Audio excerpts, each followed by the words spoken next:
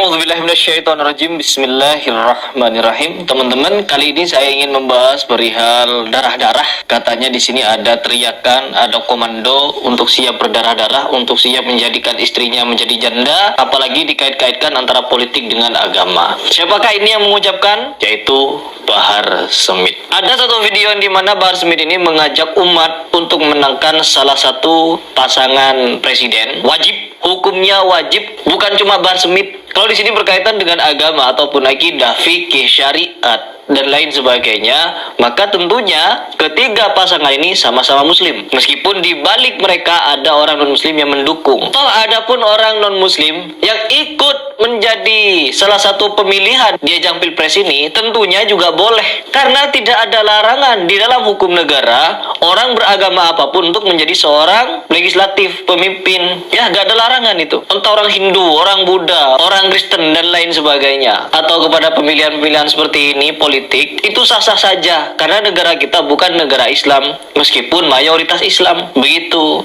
Ya Allah. Dan di sini teman-teman, pernyataan-pernyataan dari ustadz-ustadz FPI atau apapun itu dibantah telak oleh Habib Rizik Syihab, yang dimana Habib Rizik Syihab memberikan pernyataan yang tegas bahwa kita mau memilih siapapun karena ini bukan urusan usul tetapi urusan furu. Begitu katanya. Baik, coba kita simak seperti apa pernyataan Habib Rizik ini dan berikut dengan pernyataan Bahar Smith yang menyatakan siap untuk berdarah-darah.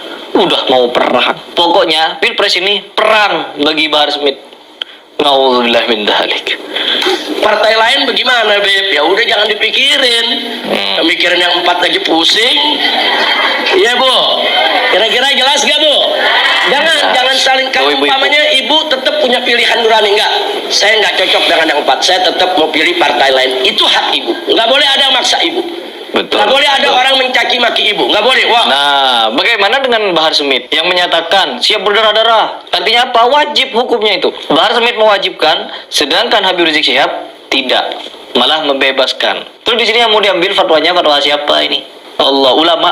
Kamu ini nggak betul, kamu ini sesat, kamu ini kafir, karena kamu sudah milih partai yang tidak didukung oleh ijtima ulama. Nggak boleh, karena urusan boleh ya? Ini urusan furu, bukan urusan usul. Betul. Ini bukan urusan usuluddin, ini urusan furu'uddin. Bisa jadi kita berbeda, mungkin orang punya pandangan berbeda, makanya jangan kaget. Di pasangan lain kan ada kiai juga, di pasangan lain kan ada habib juga, di pasangan lain kan ada santri juga. Jadi jangan saling mengkafirkan.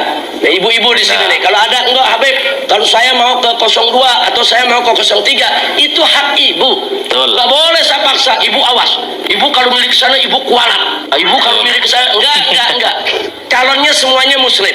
Saya enggak perlu terlalu banyak komentar dengan semua calon. Ibu punya hak untuk pilih siapa saja. Semua yang hadir di sini.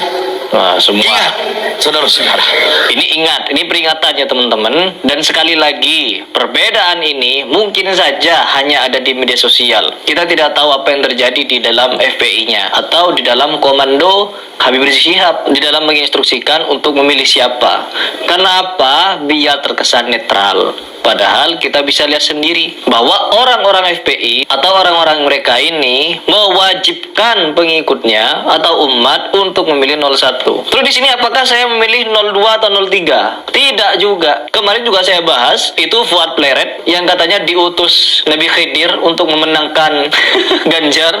Itu juga halu. Itu juga parah. Enggak, saya tidak memilih siapa-siapa ataupun Prabowo. No, saya tidak ingin menghasut kalian untuk milih Anies, untuk milih Prabowo, untuk milih Ganjar. No, semuanya sama-sama muslim. Bebas kalian mau milih siapapun. Tapi ingat, ya, 5 menit kalian di TPS, 5 tahun ke depan. Dan pastikan pilihan kalian itu benar. Kalau saya pribadi berpihak ke siapa, nggak ada yang saya pihaki. Ya, semua kubu punya kelemahan masing-masing. Apalagi kubu nomor 1, apalagi kubu nomor 2, apalagi kubu nomor 3. Semua ada kelemahan masing-masing. Yang satu didukung para habaib seperti Bahar Smith ini, ya Allah. Terus yang kedua, Prabowo juga memiliki kelemahan. Apalagi Ganjar didukung orang-orang sufi lainnya, orang-orang yang mengaku-ngaku sufi ini.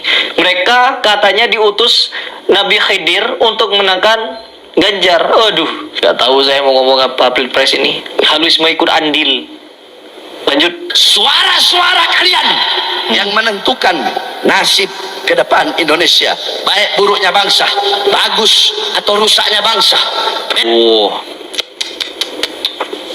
Ini bukan ulama ini ya. Bahar ini bukan ulama yang mengulamakan. Mana ada ulama model seperti ini, ya Allah. Bukan menggetarkan hati ceramah-ceramahnya, tapi menghasut orang untuk melakukan tindakan-tindakan yang seperti ini. Keras. Allah. Kekerasan nanti jatuhnya. Bener perang ini nanti. Nanti 2024 dalam pemilihan presiden siap ikut komando ulama. Komando. Kurang keras, siap ikut komando ulama. Siap ikut komando imam besar. Siap ikut komando Habib Rizik. Siap memenangkan siapapun capres. Dia bawa-bawa nama Habib Rizik Syihab, sedangkan Habib Rizik Syihab sendiri tidak memberikan komando seperti ini, ya, menurut statementnya di media sosial. Allah. Yang keluar dari hasil istimewa ulama siap memenangkan, walaupun harus berdarah-darah, siap. Aduh, sudah kayak mau perang, sudah seperti mau perang ini ya, berdarah-darah perihal pilpres. Kenapa harus ada komando seperti ini? Nanti andaikan ada yang curang, terus kita nggak terima, terus ditembak, siap. Kalian nanti mati, istrinya jadi janda, siap. Angkat tangannya, Allahu Akbar. Gini teman-teman, meskipun kita positif ingin mendukung salah satu dari tiga pasangan ini, hendaklah kita harus mengukur dan menimbang juga apakah negara ini negara Islam, apakah negara ini patut untuk diberikan hukum sedemikian rupa. Kalau kita tidak menangkan pasangan nomor satu, maka kita seolah-olah tidak ikut kewajiban dalam agama. Sudah masuk ke dalam hukum agama teman-teman. Memilih pemimpin Anies Baswedan itu masuk ke dalam rukun agama. Memilih pasangan nomor 3 itu sudah disyariatkan oleh Nabi Khidir. Memilih pasangan nomor 2 didukung ini itu dan lain sebagainya. Jangan. Ya Allah, harusnya dalam perihal seperti ini, orang seperti Bahar ini tidak patut untuk diberikan mikrofon untuk berbicara. Karena apa? Ini bukan seruan agar kita sebagai umat muslim bijak dalam memilih, tidak membawa-bawa agama dalam perihal politik. Meskipun kita sebagai umat muslim harus memilih sesuai dengan akidah kita, yaitu memilih Anies Baswedan misalkan sebagai orang muslim, pemimpin muslim, boleh. Prabowo pun juga muslim, Ganjar pun juga muslim. Meskipun muslimnya bagaimana hanya Allah yang tahu. Kalau sudah seperti ini, artinya kita sudah memberikan kewajiban suatu hukum terhadap pilihan. Apalagi siap jadi janda. Aduh jangan. Ya Allah, gak perlu diselesaikan ini. Baik teman-teman, mungkin itu saya ingin saya bagikan kepada kalian. Jadi semua tergantung kalian. Kalian mau milih siapapun itu terserah kalian. Kalian mau menangkan siapapun terserah kalian. Tetapi di setiap ajang pasti ada yang menang dan ada yang kalah. Menerima kekalahan dan mensyukuri kemenangan. Begitu. Entah kecurangan itu ada ataupun bagaimanapun, selagi itu diketahui oleh manusia, maka itu bisa diproses secara hukum. Kalau hukum dunia sudah tidak bisa mengatasi, kita pasrahkan kepada Allah Subhanahu wa taala yang pemilik hukum yang sebenar-benarnya. Begitu dari saya.